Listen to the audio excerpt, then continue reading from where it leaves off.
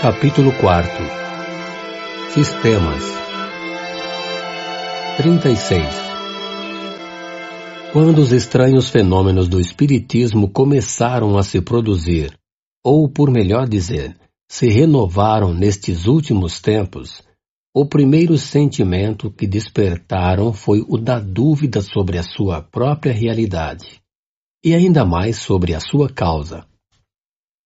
Logo que foram averiguados por testemunhos irrecusáveis e pelas experiências que cada um pôde fazer, sucedeu que cada um os interpretou à sua maneira, segundo suas ideias pessoais, suas crenças ou suas prevenções.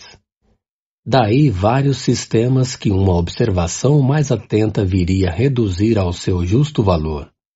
Os adversários do espiritismo acreditaram encontrar um argumento nessa divergência de opiniões, dizendo que os próprios espíritas não estavam de acordo entre si.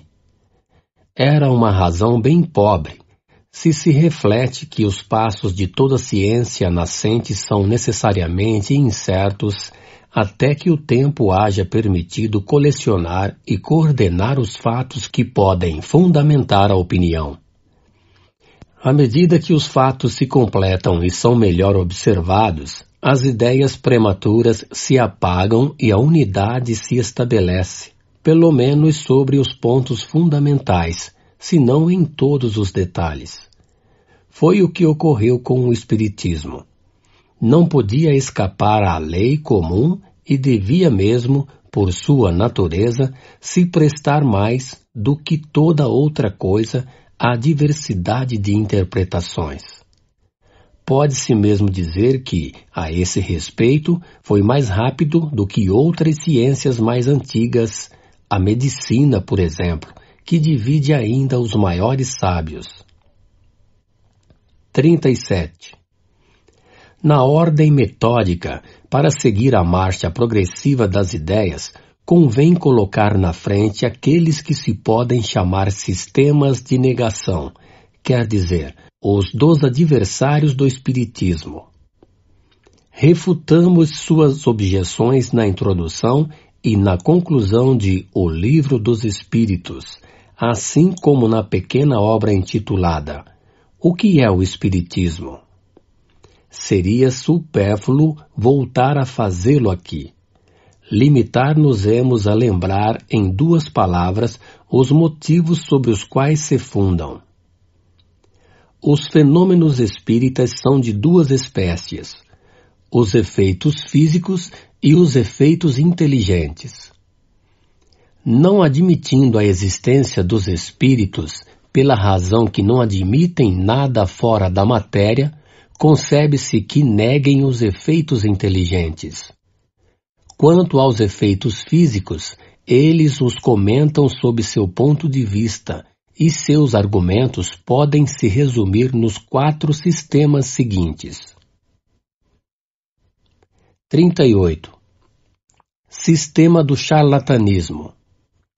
Entre os antagonistas, muitos atribuem esses efeitos à fraude, pela razão de que alguns puderam ser imitados.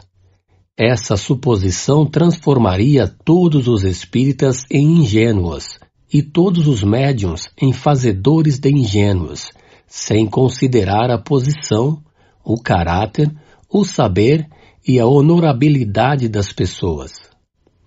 Se merecesse uma resposta, diríamos que certos fenômenos da física são também imitados pelos prestidigitadores, e que isso nada prova contra a verdadeira ciência.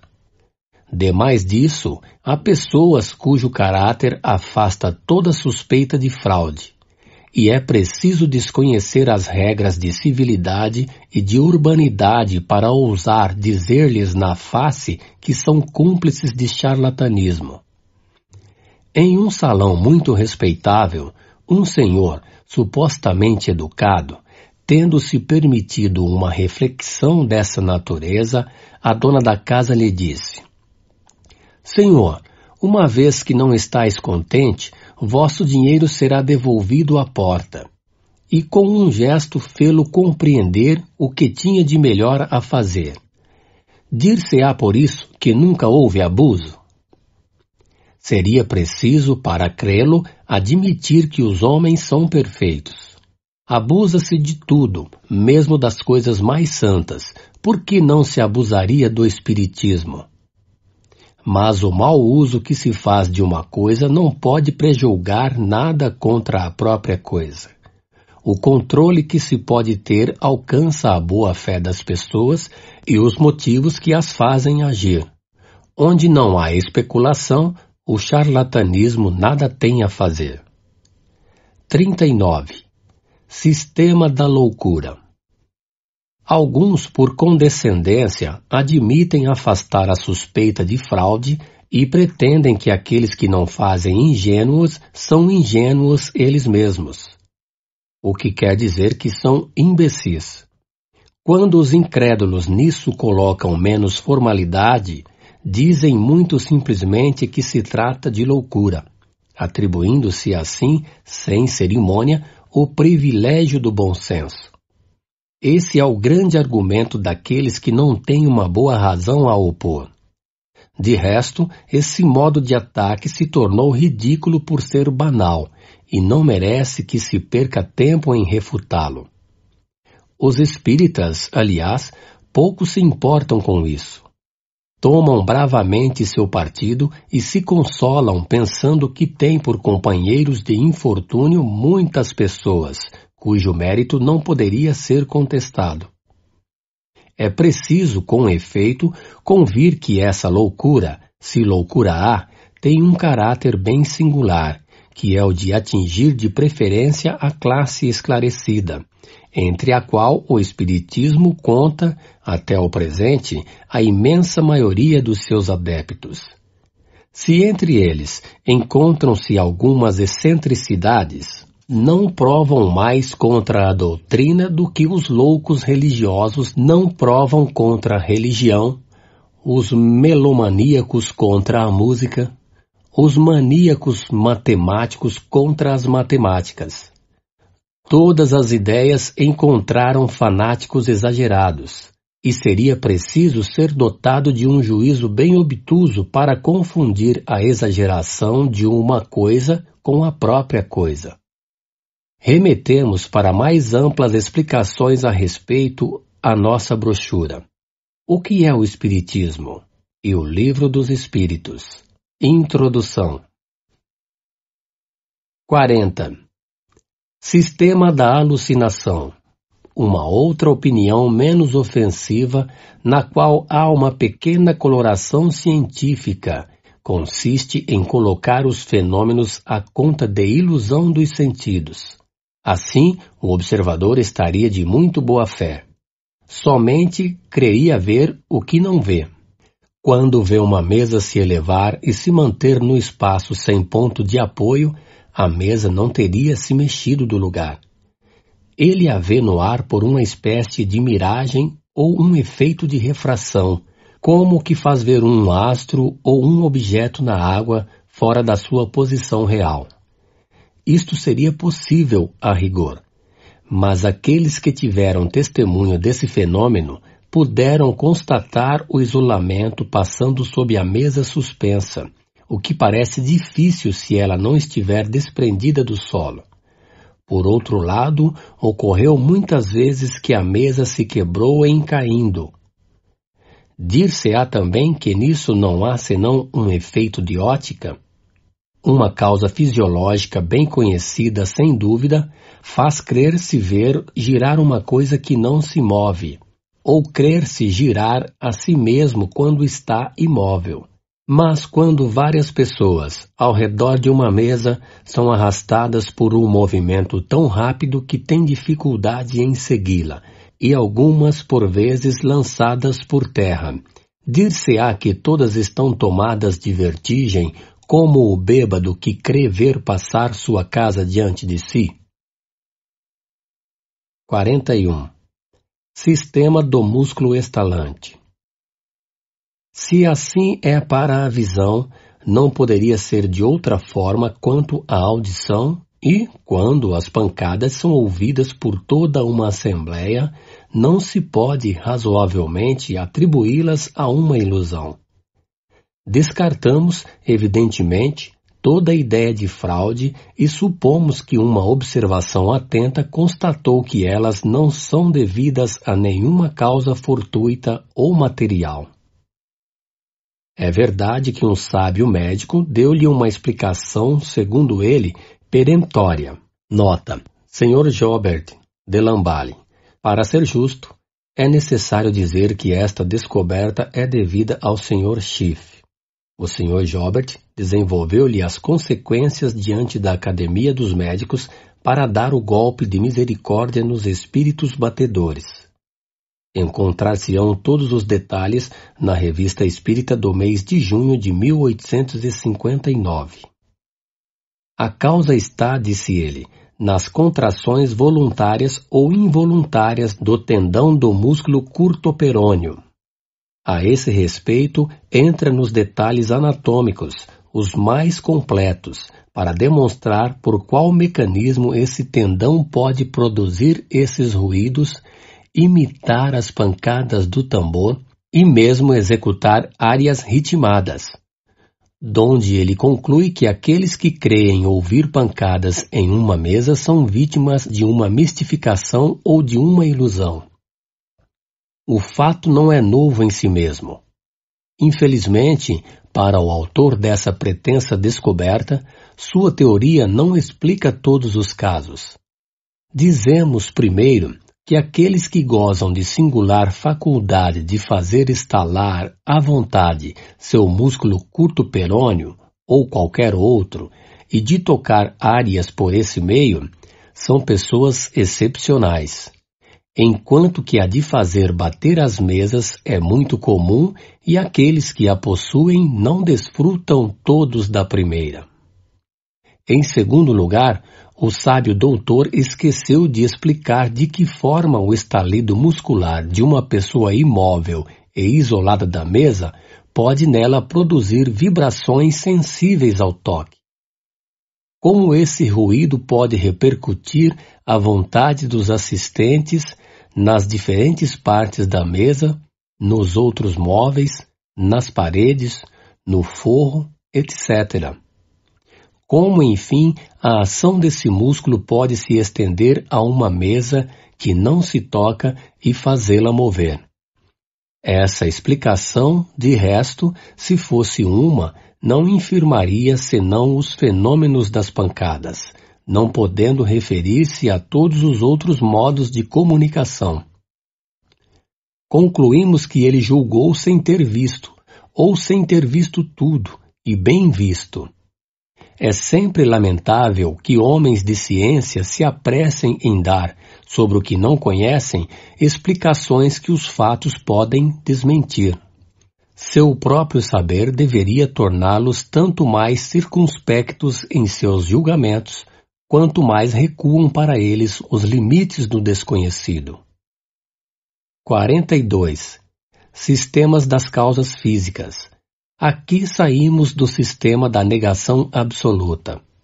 A realidade dos fenômenos estando averiguada, o primeiro pensamento que veio naturalmente ao espírito daqueles que os reconheceram foi o de atribuir os movimentos ao magnetismo, à eletricidade, ou à ação de um fluido qualquer, em uma palavra, a uma causa toda física e material. Essa opinião não teria nada de irracional e teria prevalecido se o fenômeno tivesse se limitado aos efeitos puramente mecânicos. Uma circunstância parecia mesmo corroborá-la. Era, em certos casos, o aumento da força em razão do número de pessoas. Cada uma delas, assim, poderia ser considerada como um dos elementos de uma pilha elétrica humana. O que caracteriza uma teoria verdadeira, já o dissemos, é poder explicar tudo. Mas que se um só fato vem contradizê-la, é porque é falsa, incompleta ou muito absoluta. Ora, foi o que não tardou a ocorrer aqui. esses movimentos e esses golpes deram sinais inteligentes, obedecendo à vontade e respondendo ao pensamento. Deviam ter, pois, uma causa inteligente. Desde que o efeito cessou de ser puramente físico, a causa, por isso mesmo, deveria ter uma outra fonte.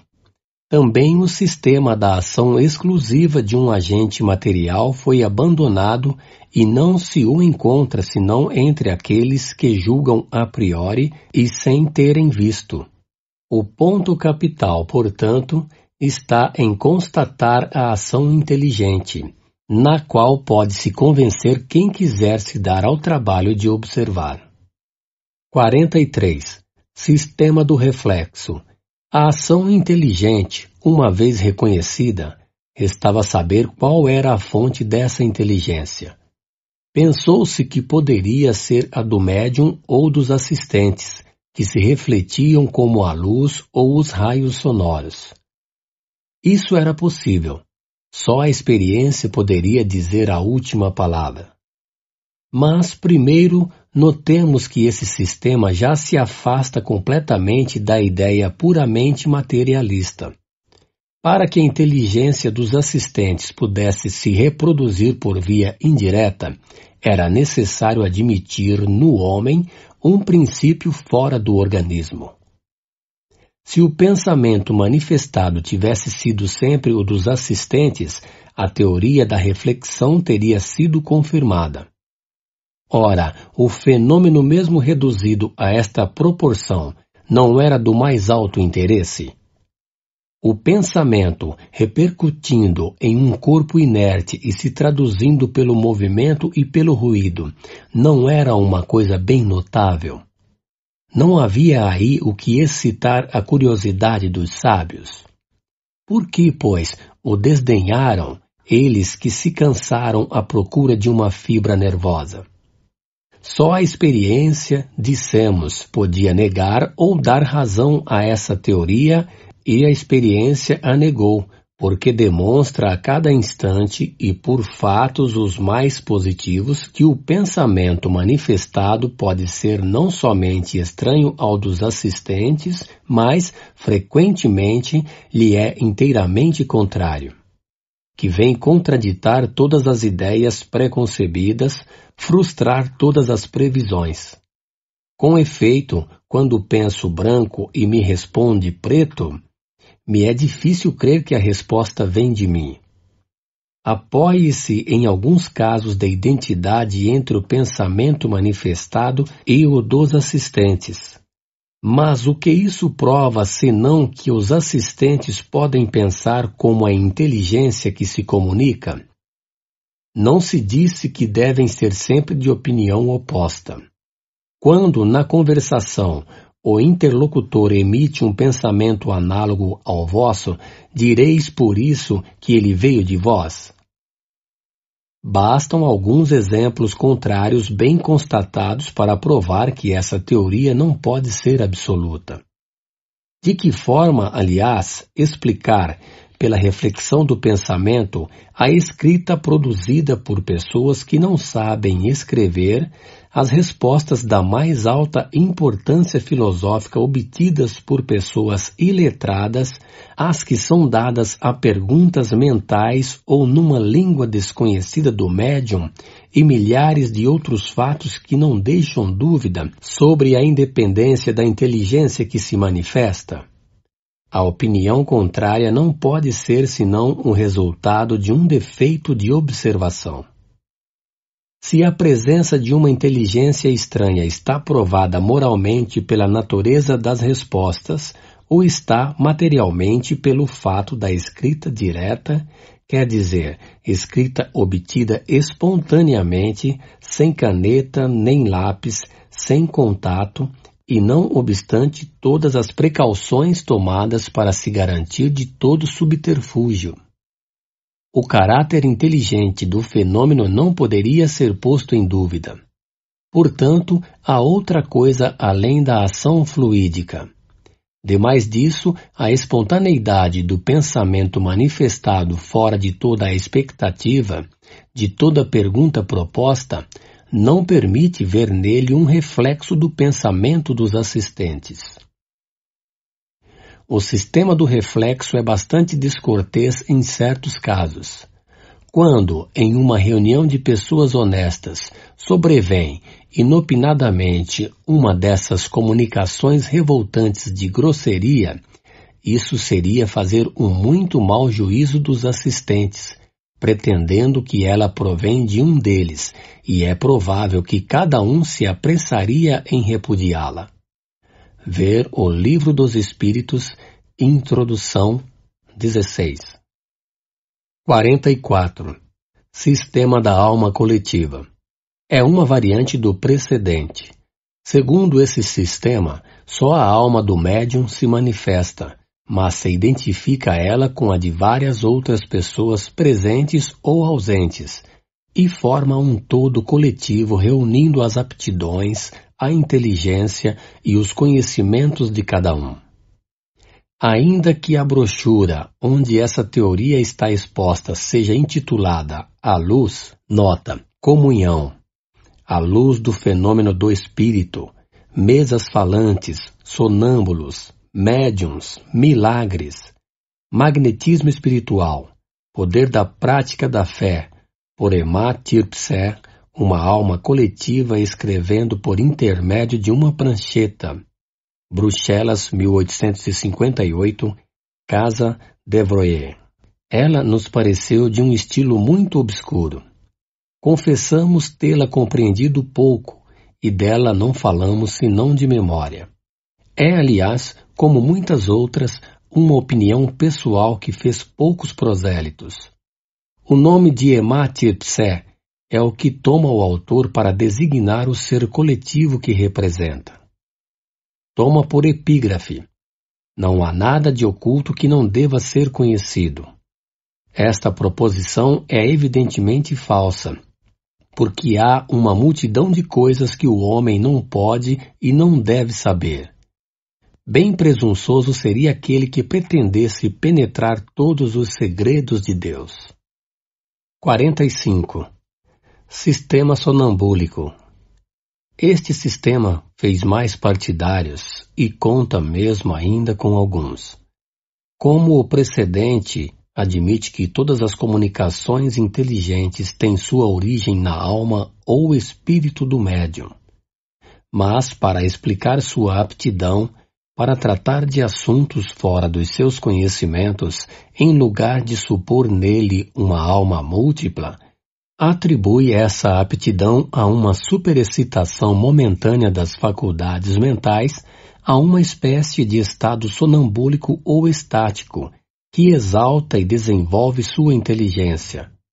Não se pode negar, em certos casos, a influência dessa causa, mas basta ter visto operar a maioria dos médiuns para se convencer de que ela não pode resolver todos os fatos e que forma a exceção e não a regra.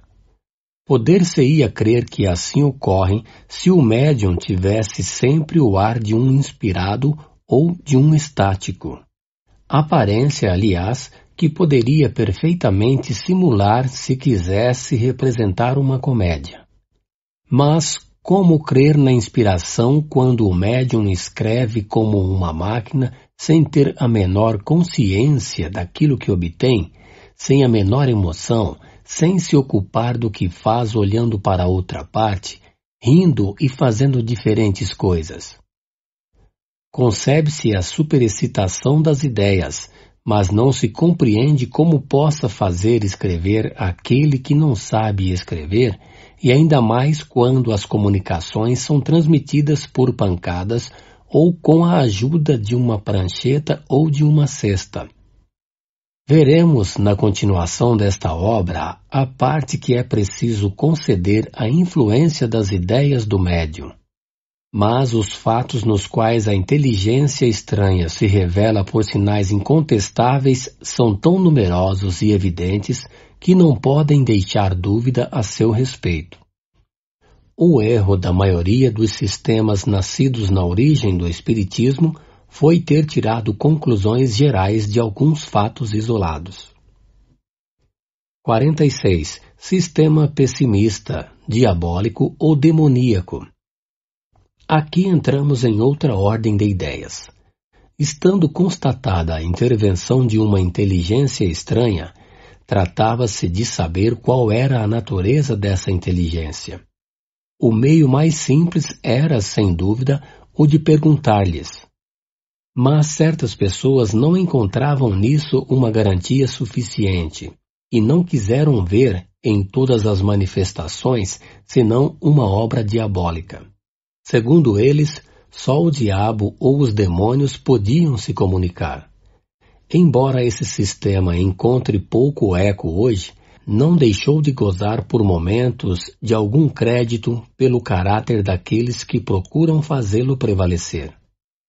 Faremos notar, todavia, que os partidários do sistema demoníaco não devem ser colocados entre os adversários do espiritismo, bem ao contrário.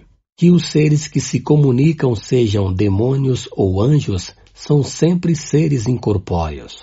Ora, admitir a manifestação dos demônios é sempre admitir a possibilidade de se comunicar com o mundo invisível, ou, pelo menos, com uma parte desse mundo.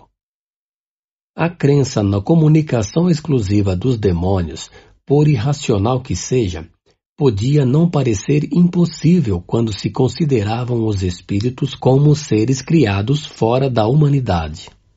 Mas, desde que se sabe que os espíritos não são outra coisa que as almas daqueles que viveram, perdeu todo o seu prestígio e, pode-se dizer, toda a sua verossimilhança. Porque se seguiria que todas essas almas são demônios, fosse elas de um pai, de um filho, de um amigo, e que nós mesmos, morrendo, nos tornamos demônios, doutrina pouco lisonjeira e pouco consoladora para muita gente. Será bem difícil de persuadir a uma mãe de que o filho querido que ela perdeu e que vem lhe dar, depois de sua morte, provas de sua afeição e de sua identidade, seja um agente de Satanás. É verdade que, entre os espíritos, há os que são muito maus e não valem mais do que aqueles a que chamam demônios, por uma razão bem simples, a de que há homens muito maus aos quais a morte não torna imediatamente melhores. A questão é saber se estes são os únicos que podem se comunicar. Aqueles que assim pensam, endereçamos as seguintes questões. Primeira, há bons e maus espíritos? Segunda, Deus é mais poderoso do que os maus espíritos ou demônios, se quereis chamá-los assim? Terceira, afirmar que somente os maus se comunicam é dizer que os bons não podem fazê-lo. Se assim é, de duas uma. Isto se passa pela vontade ou contra a vontade de Deus. Se é contra a sua vontade, é que os maus espíritos são mais poderosos do que ele. Se é por sua vontade, por que, em sua bondade, não o permitiria aos bons para contrabalançar a influência dos outros? Quarta, que provas podeis dar da impossibilidade dos bons espíritos em se comunicar? Quinta, quando se vos opõe a sabedoria de certas comunicações, respondeis que o demônio toma todas as máscaras para melhor seduzir. Sabemos com efeito que há espíritos hipócritas que dão à sua linguagem um falso verniz de sabedoria. Mas admitis que a ignorância possa imitar o verdadeiro saber e uma natureza má imitar a verdadeira virtude sem deixar nada perceber que pudesse revelar a fraude? Sexta, se só o demônio se comunica, pois que é inimigo de Deus e dos homens, por que recomenda orar a Deus, se submeter à sua vontade, sofrer sem murmurar as tribulações da vida, não ambicionar nem as honras nem as riquezas, praticar a caridade e todas as máximas de Cristo, em uma palavra, fazer tudo o que é necessário para destruir seu império? Se é o demônio que dá tais conselhos, é preciso convir que, por astuto que seja, é bem inábil para prover armas contra si mesmo. Nota: esta questão foi tratada em O Livro dos Espíritos, número 128 e seguintes. Mas recomendamos a esse respeito, como sobre tudo o que toca à parte religiosa, a brochura intitulada Carta de um Católico sobre o Espiritismo por M. o Dr. Grant, antigo cônsul de França, assim como a que vamos publicar sob o título de Os Contraditores do Espiritismo, do ponto de vista da religião, da ciência e do materialismo. 7ª. Se os espíritos se comunicam é porque Deus o permite. Vendo as boas e as más comunicações, não é mais lógico pensar que Deus permite umas para nos experimentar e outras para nos aconselhar o bem? 8ª. Que pensaríeis de um pai que deixasse seu filho à mercê de exemplos e conselhos perniciosos, que o afastasse de si e que proibisse ver as pessoas que o pudessem desviá-lo do mal? O que um bom pai não faria, deve-se pensar que Deus, que é a bondade por excelência, fizesse menos do que faria um homem. 9ª. A Igreja reconhece como autênticas certas manifestações da Virgem e outros santos nas aparições, visões, comunicações orais, etc. Esta crença não é contraditória com a doutrina da comunicação exclusiva dos demônios. Cremos que certas pessoas professaram essa doutrina de boa fé, mas cremos também que outras o fizeram unicamente para evitarem de se ocupar com essas coisas por causa das más comunicações a que estão expostos a receber. Dizendo que só o diabo se manifesta, quiseram assustar mais ou menos como quando se diz a uma criança: não toques nisto, porque isto queima. A intenção pode ser boa, mas o fim é errado, porque a proibição só excita a curiosidade, e o medo do diabo retém a bem pouca gente. Se quer vê-lo, seja apenas para ver como é feito, e se fica muito admirado de não encontrá-lo tão negro como se havia acreditado. Não se poderia ver também um outro motivo nessa teoria exclusiva do diabo? Há pessoas que acham que todos os que não são de sua opinião estão errados. Ora, os que pretendem que todas as comunicações são obra do demônio não estariam movidas pelo medo de não se acharem os espíritos de acordo com eles em todos os pontos, mais ainda sobre os que tocam os interesses deste mundo mais do que do outro. Não podendo negar os fatos, quiseram apresentá-los de maneira apavorante. Mas esse meio não impediu o avanço mais do que os outros. Onde o medo do ridículo é impotente, é preciso resignar-se a deixar passar as coisas. Um muçulmano que ouvisse um espírito falar contra certas leis do Corão pensaria, certamente, que este era um mau espírito. O mesmo seria com um judeu no que concerne a certas práticas da lei de Moisés. Quanto aos católicos, ouvimos um deles afirmar que o espírito que se comunicava não podia ser senão o diabo, porque se havia permitido pensar de outro modo que ele sobre o poder temporal, ainda que não houvesse, de resto, pregado senão a caridade, a tolerância, o amor ao próximo e a abnegação das coisas deste mundo, máximas ensinadas pelo Cristo. Os espíritos, não sendo outros que as almas dos homens, e os homens não sendo perfeitos, disso resulta que há espíritos igualmente imperfeitos e cujo caráter se reflete nas suas comunicações. É um fato incontestável que os há, maus, astuciosos, profundamente hipócritas e contra os quais é preciso manter-se em guarda. Mas porque se encontram no mundo homens perversos, não é uma razão para se fugir de toda a sociedade. Deus nos deu a razão e o juízo para apreciar os espíritos, assim como os homens. O melhor meio de se premunir contra os inconvenientes que pode apresentar a prática do espiritismo não é o de interditá-lo, mas o de fazê-lo compreender. Um medo imaginário não impressiona senão um instante e não afeta todo mundo. A realidade, claramente demonstrada, é compreendida por todos. 47. Sistema otimista. Ao lado daqueles que não veem nesses fenômenos senão a ação dos demônios, há outros que não viram senão a dos bons espíritos. Supuseram que a alma, estando separada da matéria, nenhum véu existia mais para ela, e ela deveria ter a soberana ciência e a soberana sabedoria. Sua confiança cega nessa superioridade absoluta dos seres do mundo invisível foi para muitos a fonte de muitas decepções. Aprenderam às suas custas a desconfiar de certos espíritos, assim como de certos homens.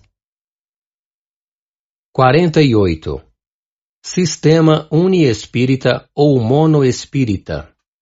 Uma variedade do sistema otimista consiste na crença de que um único espírito se comunica com os homens e que esse espírito é o Cristo, que é o protetor da terra. Quando se vê em comunicações da mais baixa trivialidade, de uma grosseria revoltante, impregnadas de malevolência e de maldade, seria profanação e impiedade supor que pudessem emanar do espírito do bem por excelência. Ainda se aqueles que o creem não tivessem jamais tido senão comunicações irreprocháveis, conceber-se-ia a sua ilusão.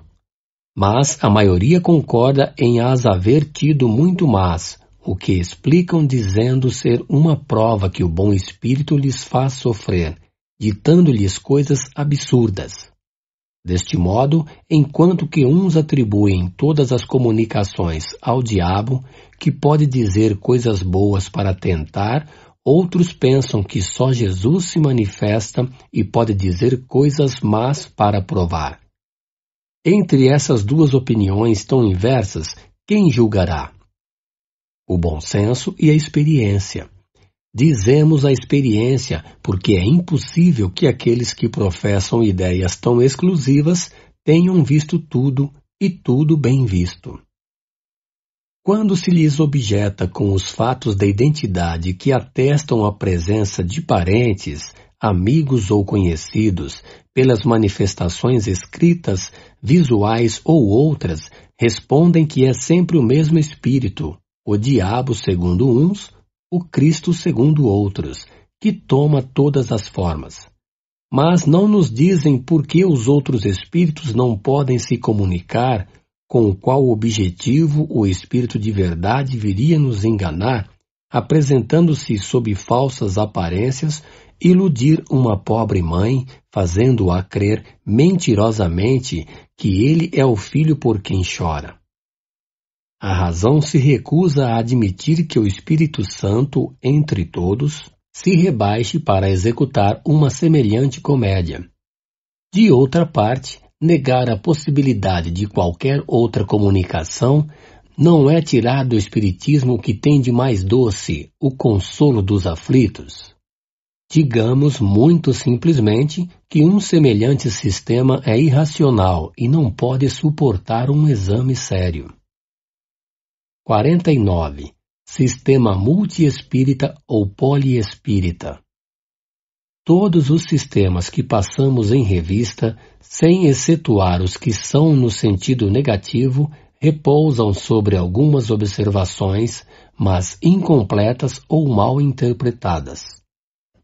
Se uma casa é vermelha de um lado e branca do outro, aquele que não a tenha visto senão de um lado afirmará que é vermelha, um outro que é branca.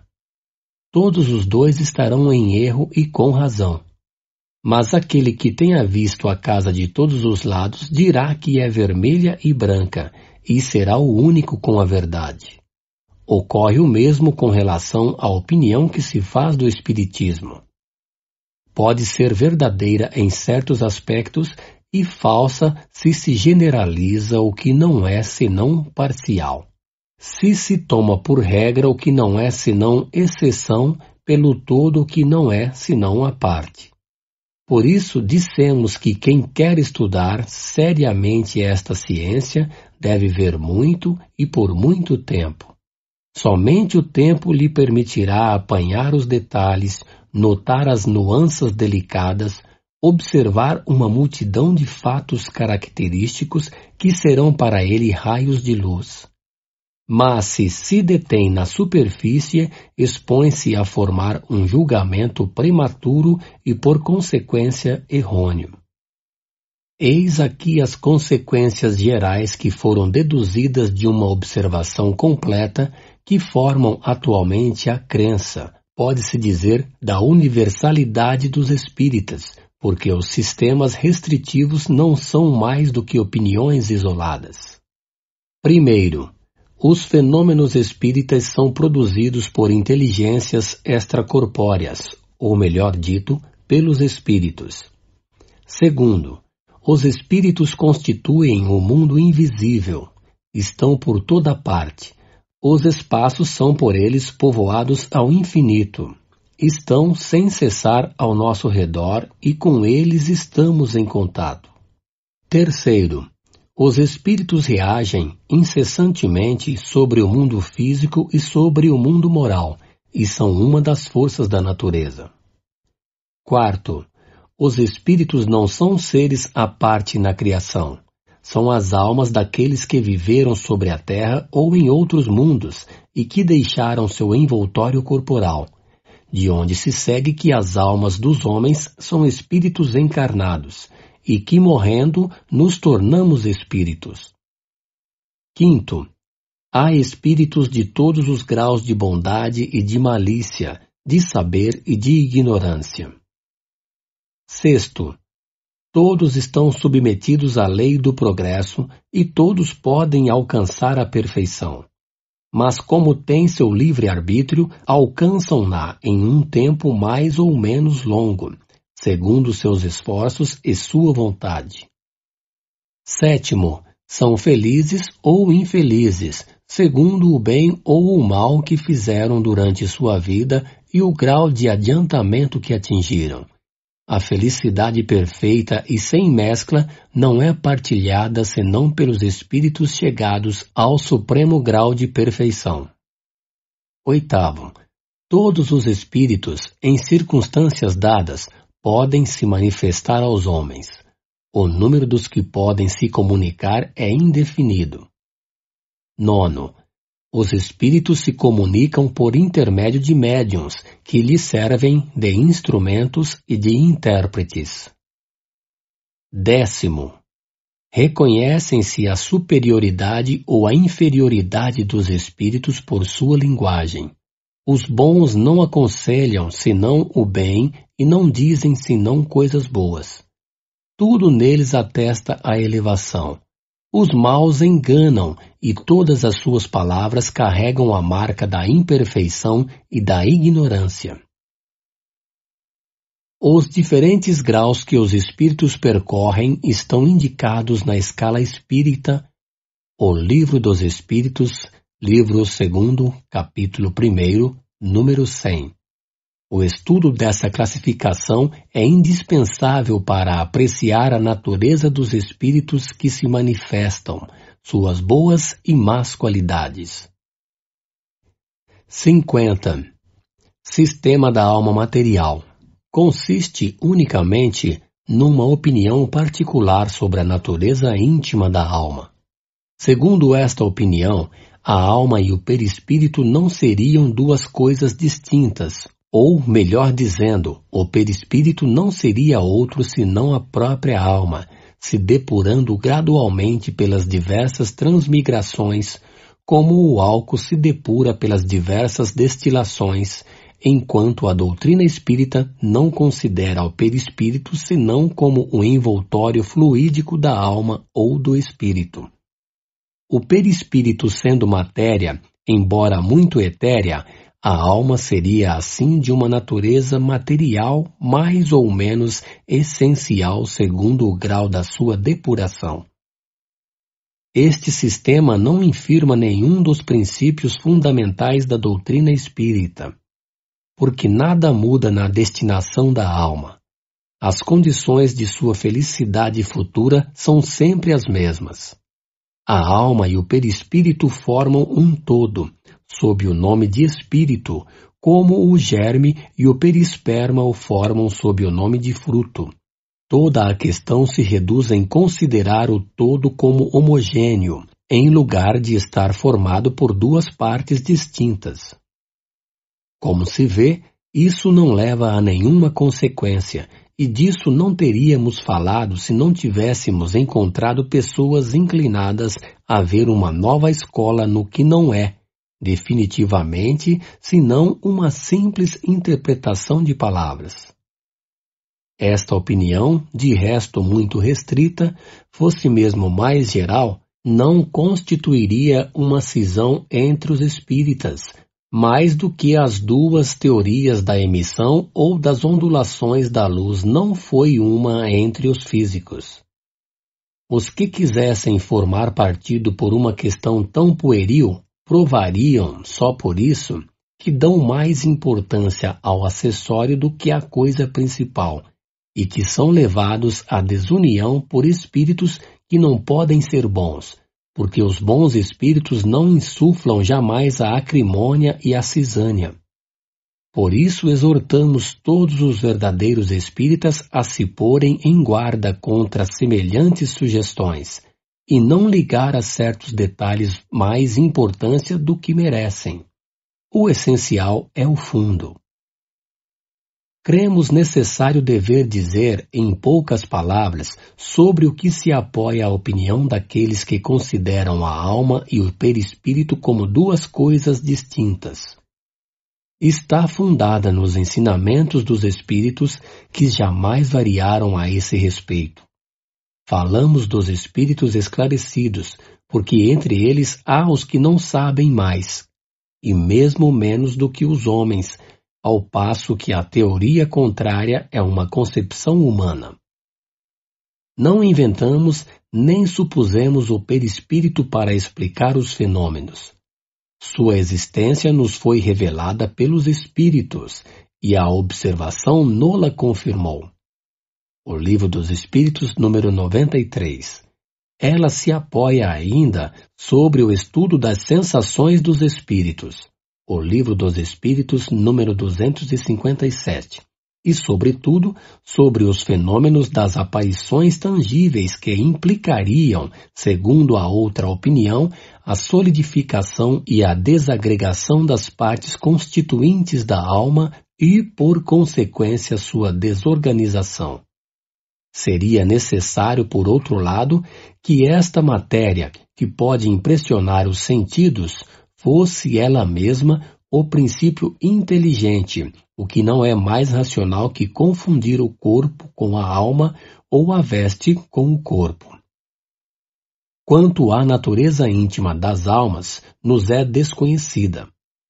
Quando se diz que é imaterial, é preciso entender no sentido relativo e não absoluto, porque a imaterialidade absoluta seria o nada. Ora, a alma ou espírito é alguma coisa. Quer-se dizer que sua essência é de tal modo superior que não tem nenhuma analogia com aquilo que nós chamamos matéria, e assim, para nós, é imaterial. O Livro dos Espíritos, número 23 e 82. 51. Eis aqui a resposta dada a esse respeito por um espírito. O que uns chamam perispírito não é outra coisa senão os que outros chamam envoltório material fluídico. Direi, para me fazer compreender de maneira mais lógica, que esse fluido é a perfectibilidade dos sentidos, a extensão da vista e das ideias. Falo dos espíritos elevados. Quanto aos espíritos inferiores, os fluidos terrestres são ainda completamente inerentes a eles, pois são matéria, como vedes. Daí os sofrimentos da fome, do frio, etc. Sofrimentos que não podem experimentar os espíritos superiores, uma vez que os fluidos terrestres são depurados ao redor do pensamento, quer dizer, da alma. A alma, para seu progresso, tem sempre necessidade de um agente.